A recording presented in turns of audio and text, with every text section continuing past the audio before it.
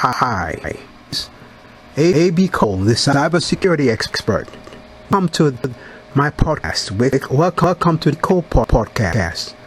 This is the first session, and this one I'm going to be talking about use guide to security. Somebody will say, well, use computer. Yes, if you get on Facebook, this little thing you used to make calls, maybe an Android phone or an iPhone phone, that's a computer in your pockets. So what I'm going to be talking about today in this podcast is to help you protect yourself, help protect your personal data. Remember, if you protect yourself, you're also protecting your family. If you protect yourself, you're also protecting your job place. So let's look at it. Look at 10 ways to protect your personal data. 1, don't click that link. If you have sent you a link in an email, don't click that link unless you're very sure. Because when you click on that link, that might enter malware to your system. According to myself, phishing is still the number one method of cyber attacks. Hackers will send you email that has a link on, and when you click on that link, you will get a mail from them. That malware virus that might destroy your house or even steal your personal information. And also, don't click that link that's sent to you through a text. You got a text, and that text link, very sure it's coming from somebody that you trust before you click on link. It's better you type the URL in a browser by itself rather than trying to click on that, because when you get that link, your phone might turn into a book that they use your phone to send out spam and send out viruses. They might even use your phone to make phone calls. Guess what? You'll be the one paying the bill, right? Number 2, use two-factor authentication. What's two-factor authentication? That's 2 types of authentication. Maybe your PIN number and your smart card, your PIN number of your phone. Maybe you go to a website and there was a code to your phone. Then you type in that code as two-factor authentication. Okay, two-factor authentication, very helpful. It's more robust than a single authentication.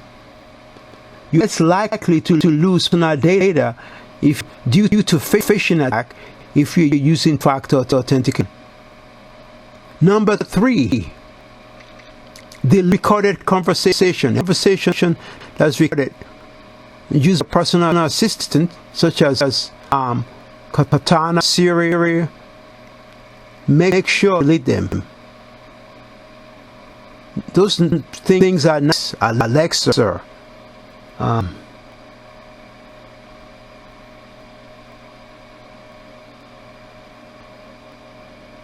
Siri and Tana, they're all good, but at the same time you gotta be careful to use them. Number 4, keep it and delete all files. Some cloud program allow you to save everything online and don't save things online. If you don't need a file, if you don't need the data, delete it. Because most of the time, that data have your personal information. Number 5, be less social. That means be careful with what you post on. Minimize the personal data that on Facebook, Twitter, Instagram, and also online web, all the social media platforms. Because the information you post there, such as your pet's name, husband's name, your wife's name, your boyfriend's or girlfriend's name, your mother's maiden name, information you post on websites such as your favorite vacation place, hackers exploit it. That's some of the info used for online accounts. So hackers go to social media sites to see what information they can get from, such as pets' name, children's name, stuff like that. Number 6, don't seek for sync safe. Sometimes you visit a website and they ask you to sync everything on your computer or some files on your computer cloud. Be very careful with sync to the cloud, especially personal information. Be very, very careful data you store in the cloud. Number 7, disable location track software. Location tracking app. The apps that track. Those apps will, you have people that post stuff on social media, say such and such place. You don't want that. You want to disable geotagging. That when you take a picture, it doesn't tell the people on social media where you took the picture. Be very careful. The most important thing, be careful what you share. Make sure you are not being tracked. Those most apps that they have out there today, especially Android apps, most of them they track your location and information like that. 8. Let sleeping Bluetooth lie. Do not use Bluetooth. When you are not a Bluetooth, switch it off. Be very careful what Bluetooth device you pair your Bluetooth device to. For example, don't just pair your phone to just any Bluetooth device. Make sure it's a trusted Bluetooth device. Number 9, encrypt stored data. If data has to be stored on your PC, data has to be stored,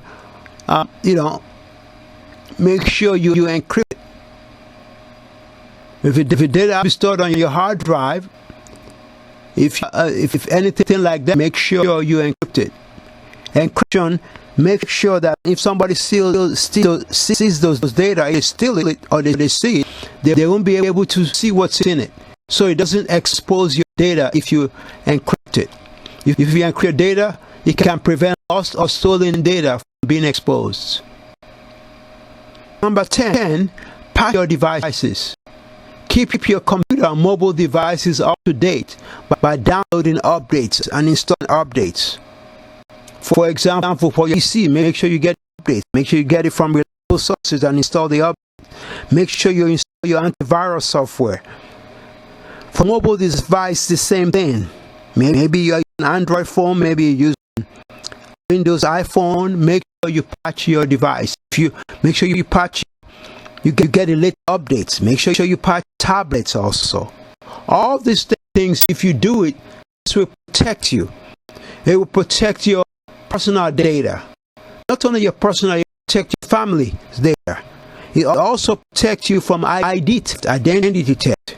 It will also protect your job, the place of work. Because if you are compromised, if somebody hacks you slightly, they can hack your work also.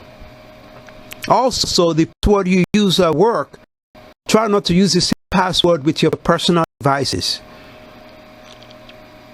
Try not to use the same password for all your devices. For example, password you use on social media. Make sure the password you use for email let it be different from the password used on social media. Because if one password is compromised, then you can also hack other accounts if you're using the same credentials. Also, last but not the least, for those of you on social media such as Facebook, you know how sometimes they say such and such birthday is today and they specify their age. I'm not telling you to hide your age, but when you try not to put the year that you were born, you put the month and the day. Don't put the year, because if you put the day, if you put the month and the year, hackers can get that information. For example, you go to somebody's profile on Facebook and say they were born June 29, 1960, June 29, 1989. Well, you are actually giving the hackers your full birth. You should say like they were born June 29, but not. Don't give them the full birthday. Don't let the full birthday be displayed. You can do in such a way that they were born and displayed. The year is not displayed where the hackers give you full date of birth. All right, friends, this is my fourth podcast. I'm going to be doing more. My motivation is to help you protect yourself online. Because whether you like it or not, we all use resources. We use social media. Some say, well, I use Facebook. I don't use Instagram. It's LinkedIn, right?